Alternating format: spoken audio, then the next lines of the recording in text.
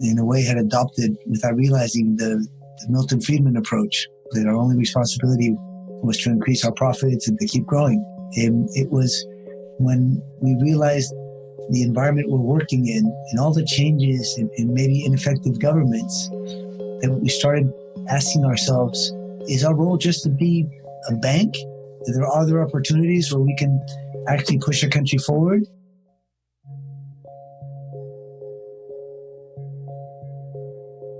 We live and work in a world of interlocking systems where many of the problems we face are dynamic, multifaceted, and inherently human.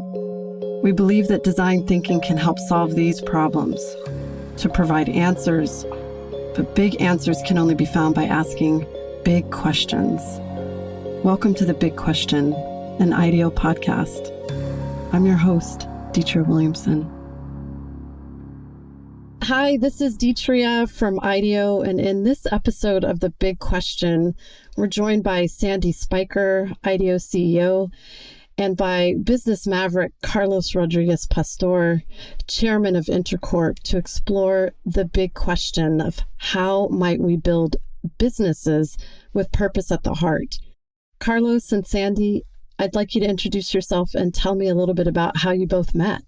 Okay, hi, I'm glad to be part of this podcast. I run a company called Intercorp down in Peru that's involved in all sorts of different businesses, basically catering to the emerging middle class. And I ran into Sandy in IDEO about a decade ago when we were trying to figure out a very challenging problem, which was how to improve the education of Peru. So I think we met Sandy in the spring of early 2011. Yep. Got to work in the fall of 2011 in what is probably one of our, at least from my side, one of my favorite ever startups. And, looking back now over all the progress, it's been incredible what we've achieved together. Thanks, Carlos. I am Sandy. I'm the CEO of IDEO, and I've been with IDEO for about 17 years now, a decade of which has been working with Carlos, which has been one of the great pleasures of my career. As Carlos mentioned at the time, we were working on a question of building an education system in Peru, and I was leading our education practice. And so Carlos brought his big question to us, which was around how do we create international quality school system that can be scaled to help disrupt the country's struggling education system and be affordable to the emerging middle class. And so we love it when people bring us their hardest questions. And definitely there wasn't a lot of precedent in the world for an example like that. So we took a pretty big leap and worked together on this difficult question. It was interesting, Sandy, that those four things that we put as the kind of like non-negotiable characteristics for this K-12 school network are still intact. And we repeat them over and over, which was we want to build schools that are affordable, that have academic excellence, that it can be scalable, and that are sustainable. So I think sometimes when you keep it simple, you can go a long way. Absolutely. Carlos, we're actually going to talk a little bit about how it's obvious in the choices that you've made, the businesses that you've created, that your spine is about community. There's a phrase that, we should all be here to treat the community with the utmost respect. It seems that, social good is generally built into the fabric of a corporation generally, but has this been lost over the past few decades? Do you think this has been lost? And if so, why has this happened? Well, I think that a lot of people go back to a famous 1970 essay written by a Nobel Prize economist, Milton Friedman, who basically argued that a company has no social responsibility to the public or society. Its only responsibility is to the shareholders. And I think for a lot of decades, that's the way companies focused. I think today that's changing. And I feel that our responsibilities are towards people and the societies in which we operate. So people to me are team members, customers, other partners in the supply chain. I think that if we don't figure out a way to not only work together, but create value together, we won't be around in the long term. So a few years ago, I read an article in the Harvard Business Review by Michael Porter and Mark Kramer on creating shared value. And that really resonated with me. In the article, shared value is a practice of creating economic value in a way that also creates value for society by addressing its needs and challenges. And one of the first things I did is order a bunch of reprints and then get my senior management team together to talk about this and seeing whether this was a better way of looking forward. And as a result of all that, we kind of changed what our objective was as a company.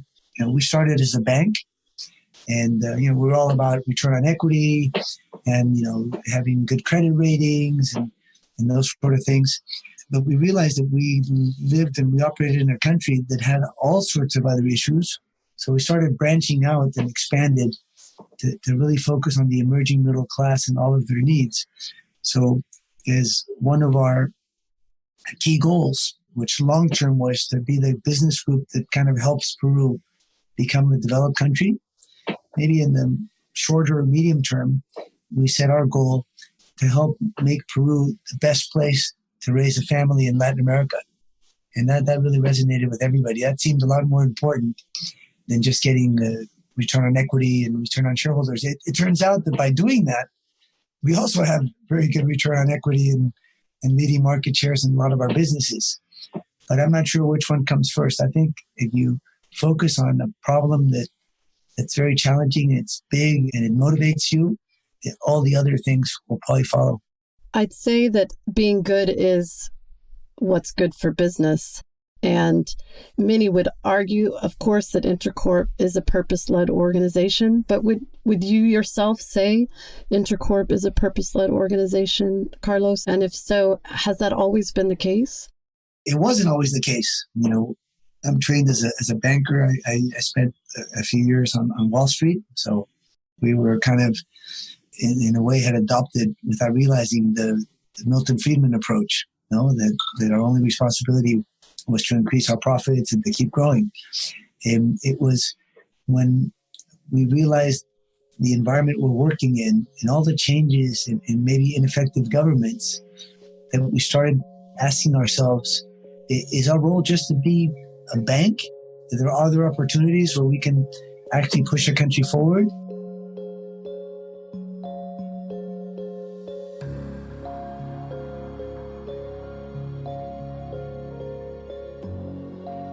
And is perhaps the role of business also to take on the most challenging, unsolved problems of a country?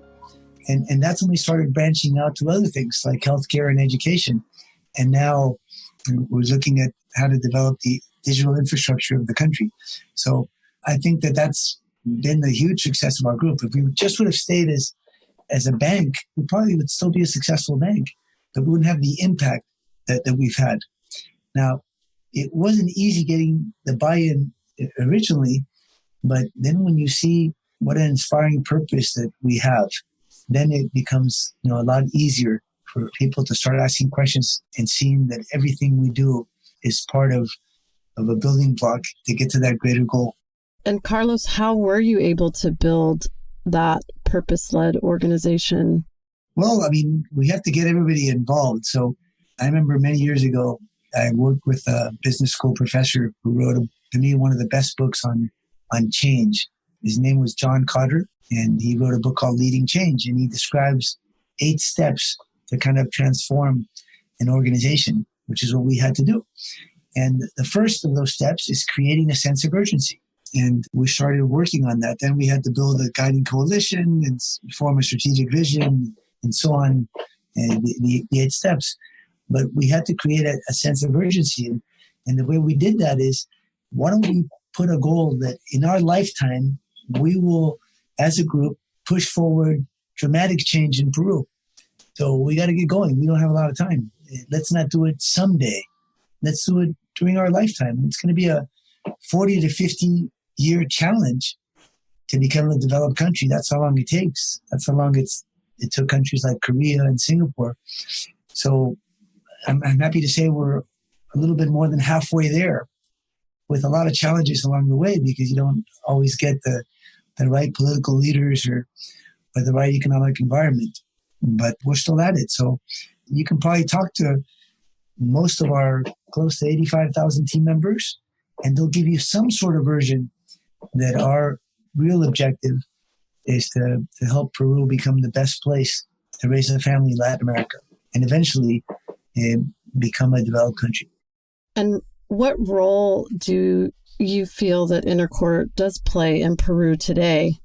Well, look, let's use a couple of examples. So the first one's schools. So there are 8 million K through 12 kids in Peru. And we barely have close to 50,000 students. So we're not going to change the whole education system because it's 50,000 out of 8 million. But perhaps we can be a model and put education on the agenda, because here's a group that's running a school system that's affordable, that's scalable, that has academic excellence, and it's sustainable. So, if others want to copy what we're doing, or even the government wants to see best practices, I think it makes everybody better. We've done the same thing in institutes and universities. So our education ecosystem today is close to 200,000 kids, 200,000 students.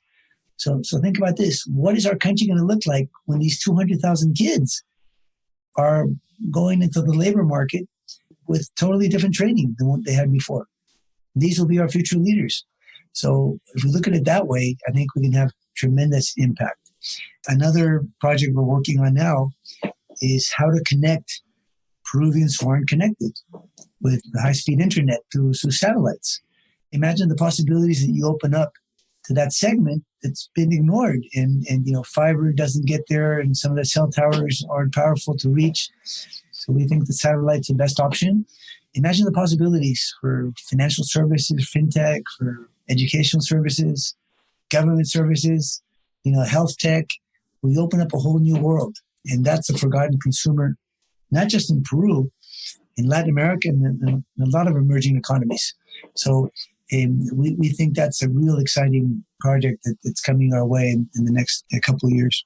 Well, and speaking of opening that new world, Sandy, what are you finding the role that businesses are playing in society today? And do you feel that that's changed over the past decade? Absolutely. It does feel like the kind of desire for purpose and meaningful contribution through our work is increasing in everyone, both leaders and employees.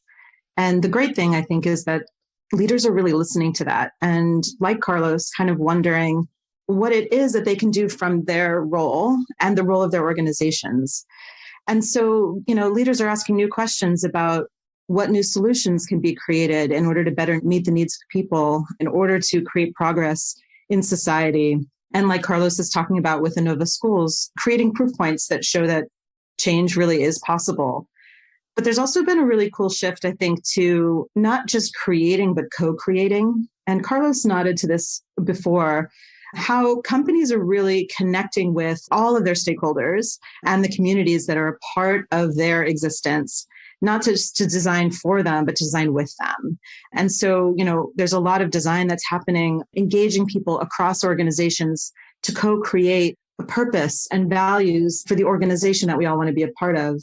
And when Carlos mentioned that about making Peru the best place to raise a family, that there was a design process that people across the organization participated in to really get to that sense of purpose that everybody felt aligned on creating, that they wanted their days to be spent, acting in service of. And that process gets designed. How do we engage people in really revealing what matters to them and what's meaningful to them? And how do we connect those dots across a huge number of people to get to something as clear and simple as making Peru the best place to raise a family in Latin America? But there's also, these days, given the kind of scale of challenges that I think that business leaders recognize exist in the world, from, recognizing injustice and the need to create more inclusive systems, to recognizing the effects of climate change and the need for a more balanced planet, I think there's also the awareness that not one company can solve these things alone. And so a lot of companies are now coming together using design to help facilitate that, to say, what kind of progress would we like to make in the world, and How can we design new solutions that can meet those needs? How can we design ways of working together so that we have a shared impact? So there's a lot of ways it feels like that questions are being asked right now. But I think that the core of it that's really exciting is that all of these questions require us to design new things, new offerings, new experiences, new organizations, new agreements, new ways of measuring success. And all of that needs a deeper type of listening and a flexible, creative way of thinking to help us get to new answers. So Sandy, it sounds like design actually had a really active role in this past decade that we've been working with Intercorp. Carlos, are there certain stages that you've recognized while building this purpose-led organization? I mean, it's a process that really starts with the basics. So the first thing is that you kind of have to lead by example.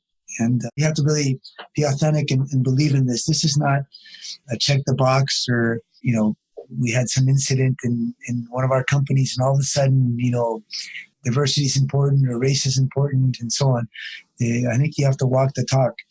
And, some of the things that are really important in our organization are, for instance, values are greater than any financial result you can get. So if you have to cross that line and the values that you have to get your results, obviously that's a non-starter. And I think it's a team that has to really believe and do this. It's not an individual. It's not, a handful, but it's just teams. So another thing that's important for us is teams are much bigger. You can do bigger things with teams than with individuals. And then you have to have a setup where there's a lot of trust. A trust to try and fail, trust to raise your hand when you disagree. I remember a little incident many years ago where we were starting to share our results, our financial results, before we published in the market. So, obviously there's a lot of confidentiality because one of our companies trades in the stock exchange. And one of the discussions we had was, does it make sense to share all this information a week before, the market? What if somebody says something and leaks?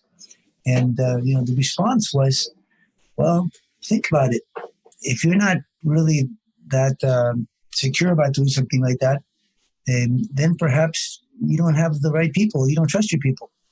If you're clear to them and tell them, look, we can't, share this information until X date, it shouldn't be a problem if you have a team that's cohesive and, then it's a real team and everybody trusts each other.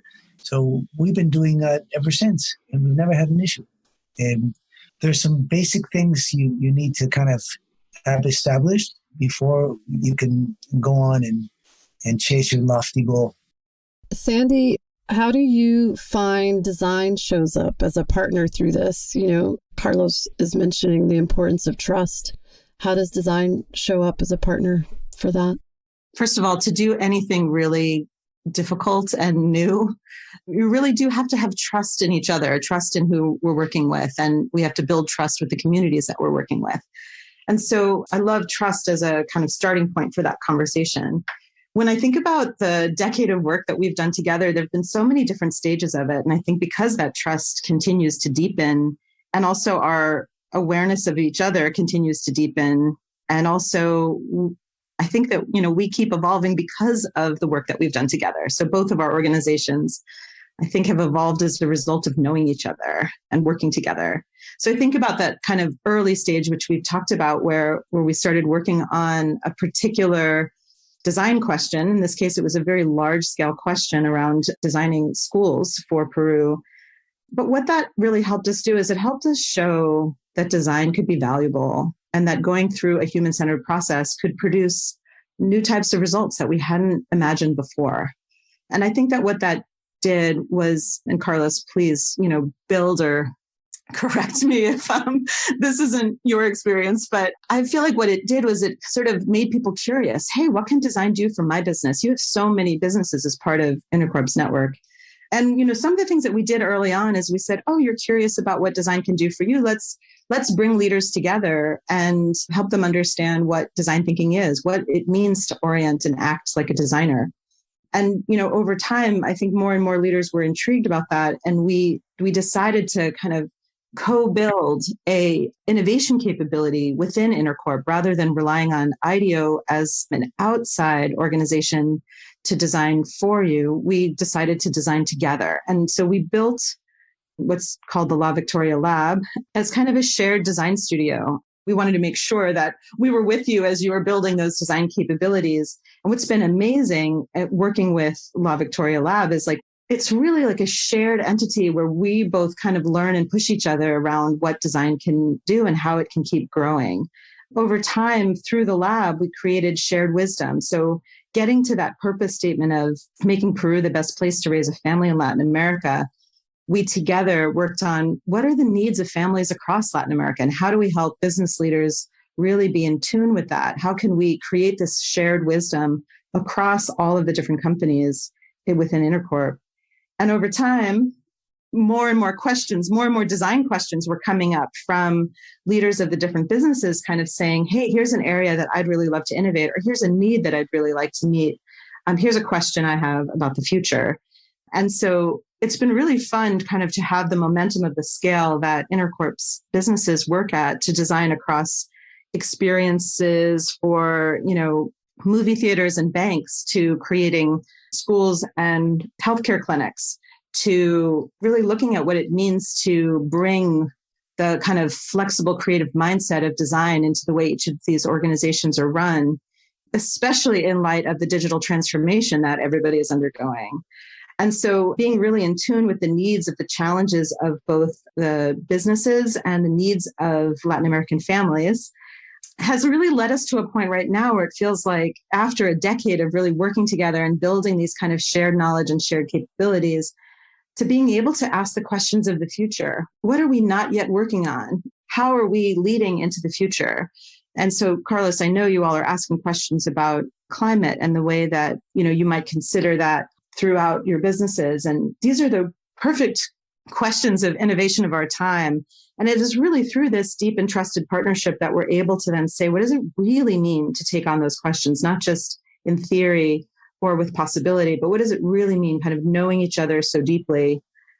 And for us, it's, I think, been quite inspiring to be able to say, what does it really take to make these changes happen? And how does that inform and evolve the way that we design at the onset? So add to the design part a little bit. I grew up in California, so I saw that whole evolution of Silicon Valley, and I knew about IDEO long before I contacted them. I guess I always felt that I had to get to a certain size or challenge before I could actually call them and see if we can work on something together. But one of the things we did early on in, I think, 94, as soon as we purchased the state-owned bank, and you can imagine what a state-owned bank is like, and then, it's even worse than that. And nothing worked. We had nothing to lose. I had no idea what I was doing. So we put innovation front and center of everything. And I remember when we were putting initially the team together to change the bank, and we came up with 4 different categories of team members. So we had the people that had worked at the bank before we bought it. So we called those the historians. They were there, they knew where the bodies were buried and could tell us a little bit about the history of the bank. Then we hired local bankers, successful bankers from other banks. So we poached the ones we thought were good and fit. Then we brought in some international bankers, some people from abroad that had a different perspective and perhaps are farther along in the evolution of banks. But really what changed everything is the 4th category, which we labeled the Martians. These are non-bankers. These are people that came out of anywhere. In fact, when we started doing our in-store banking, which is banks inside the supermarket, we hired housewives because we figured that they know how to shop. They know their way around the supermarket. We can teach them banking. And it was revolutionary at the time. And it's interesting because as we evolved, and again, we put innovation front and center in everything we do, when we started learning and collaborating with IDEO, one of the most valuable things that I take is the diversity of all the teams and the different backgrounds that give us insights that we never thought of. Because if you have a room full of bankers, you can get banker solutions. if you have a room that has some bankers and all sorts of other people with different experiences, you'll get totally different solutions. So I think some of our early success had to do with bringing in those Martians, and we try to make sure that in every project that we do, there's plenty of Martians to go around.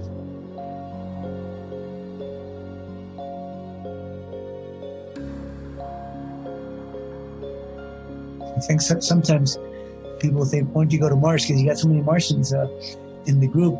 Maybe you need some industry expertise, but it's worked for us because it's a lot easier to learn than to unlearn.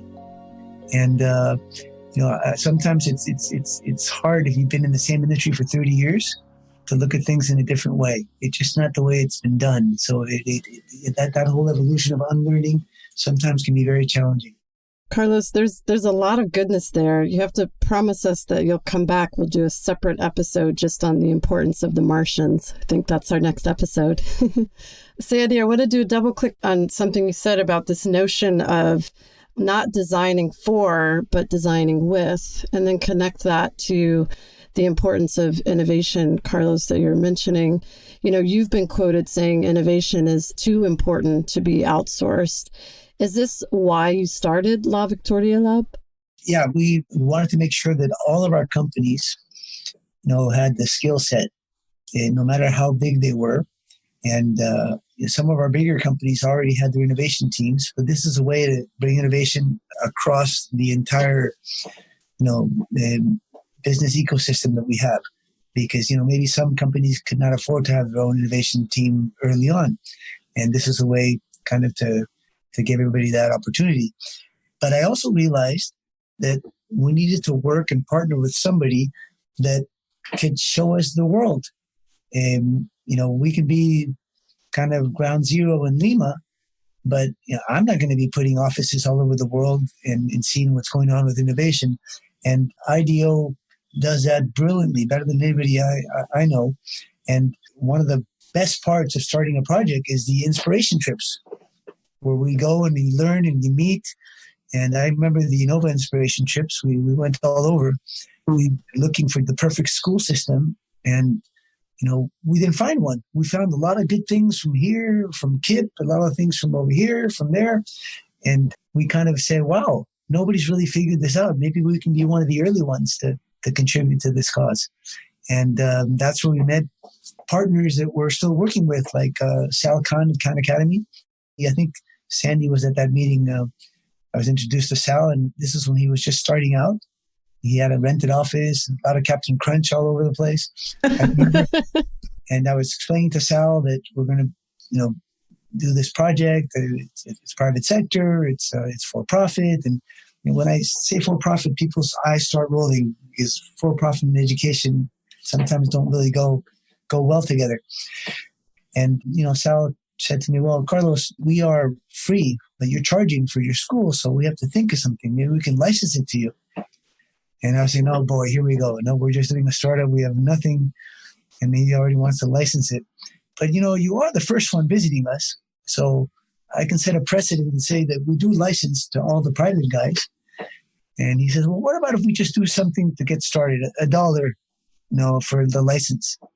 And I think I took out a $20 bill and said, why don't we do a 20-year licensing agreement right there? So, I'm a big supporter of what Sal has been doing and sometimes use it myself to pretend I'm smarter than I am because he can teach me lessons on all sorts of things. But I think IDEO opened up our eyes to lots and lots of different possibilities, not only in the school example, but all sorts of other things. And that's one thing that I think we realized early on, that maybe the center of gravity for our country where we operate, but we need to partner with somebody who's helping us see what's going on in the world. And we've gone to China numerous times with IDEO's help and being inspired by all sorts of different companies and experiences we've had there. I'm happy that we learned about design thinking maybe 10 years before I got to Peru. And we learned it from the guy who kind of invented it, David Kelly, and his team. So it's been a privilege for us to try to keep up to all the things that they're doing. Carlos, you mentioned something in there that I don't think it's talked about enough around design, because it tends to be that we focus so much on the problems to be solved or the challenges that we're facing. But that point about inspiration is so key to being able to open our minds to new possibilities that I think, especially as leaders, especially running businesses, there's a kind of a worldview we tend to get caught in that where we start to define that things are the way they are, and just stepping out, kind of creating the space where we can say, what else is out there that I can see that can help me imagine in a new way, that really helps create the space for creative thinking to get to the kinds of innovations that you've been so focused on. And the key word in there that you shared was learning. That so much, I think, of what we have to do these days with all the opportunities in the world to improve it, but really require us to be constant learners. And inspiration is so key to that. So I'm really glad you brought that up. Carlos, it would be good to hear actually, what role do you feel you played in inspiring your team and in guiding them through what's been an incredible transformation this past decade?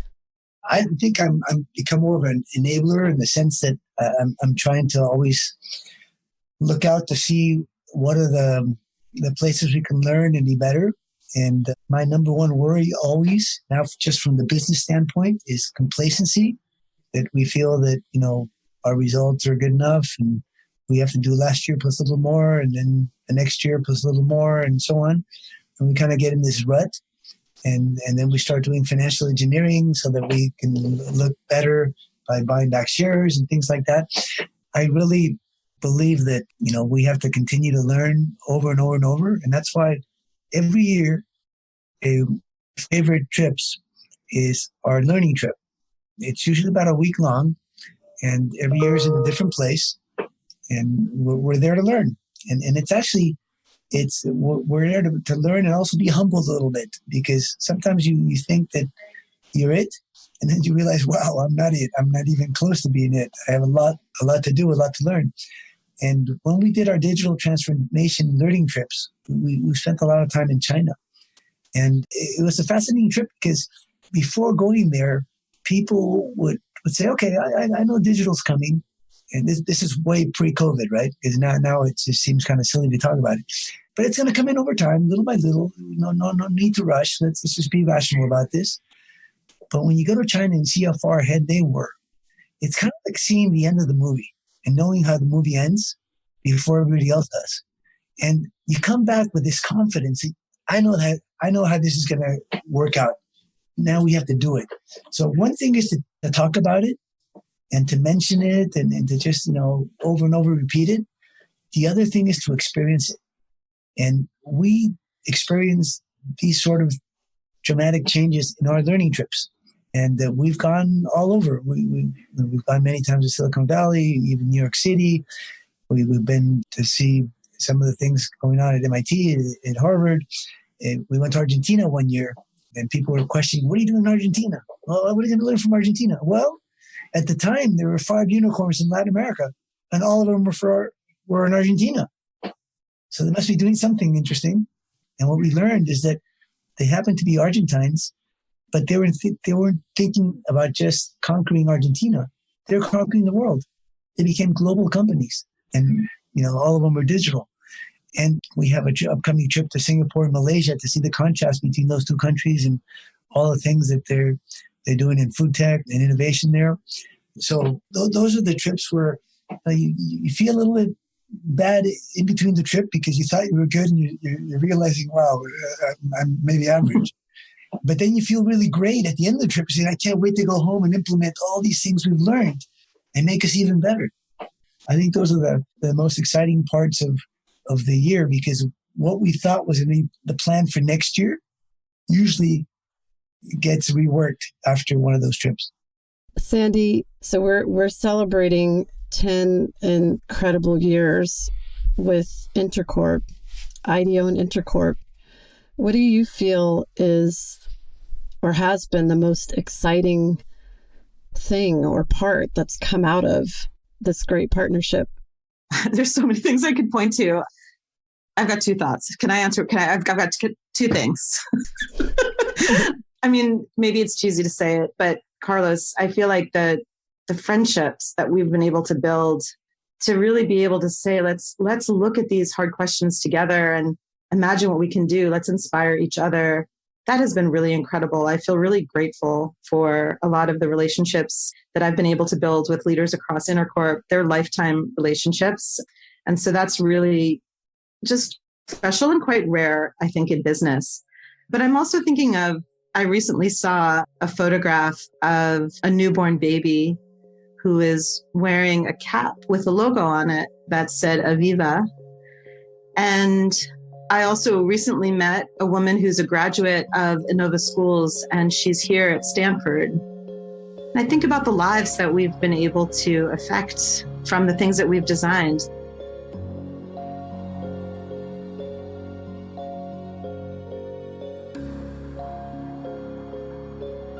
The Aviva Clinics was a concept that started from scratch to say, what would it mean to really support Peruvian families through their health, and recognizing that the first time a lot of people really start to care about their health is when they're having a baby, and recognizing how little support families had for that process.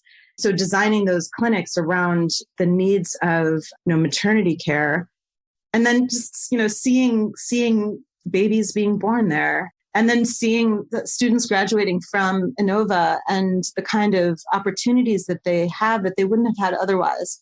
I had an amazing conversation with that student who graduated from Innova, and she was talking about all the things that she could do for her country, given the education she was able to have. And so I feel like a lot of this work is really just so important, not because of the ideas of it, not because of the business of it, but because all of those ideas and all of the business actually affects people's lives. And being part of that feedback loop for a decade is really inspiring.